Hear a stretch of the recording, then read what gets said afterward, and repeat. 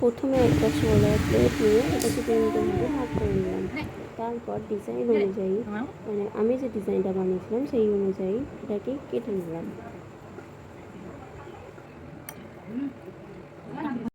তারপর ভাবলাম যে রাউন্ড শেপটা হবে, সেটা হচ্ছে সিম্পল হয়ে যাচ্ছে, তাই জন্যে একটু কাঁচিতে ডিজাইন করে নিলাম।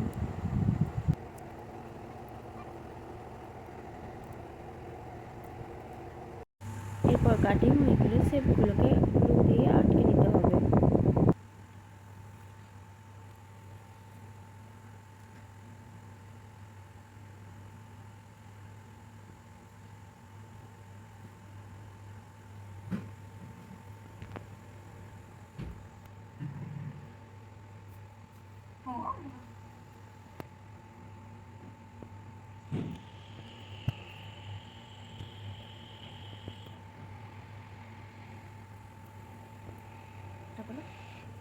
আমি এখানে রেড কালারটা সাদা কালারের উপর ফেব্রিক কালার দিয়ে রং করে রেড করেছি।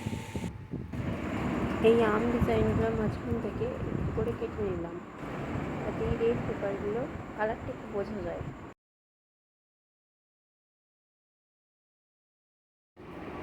এরপর এই গুলান পেপারগুলোকে গ্লু দিয়ে আটকে নিলাম।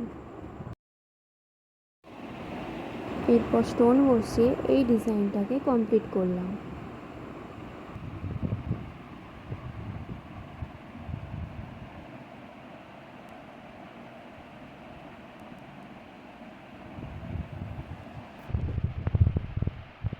এই ডিজাইনটা কেমন লাগছে সবাই কমেন্টসে জানাবেন, ভালো লাগলে একটা লাইক করে দেবেন।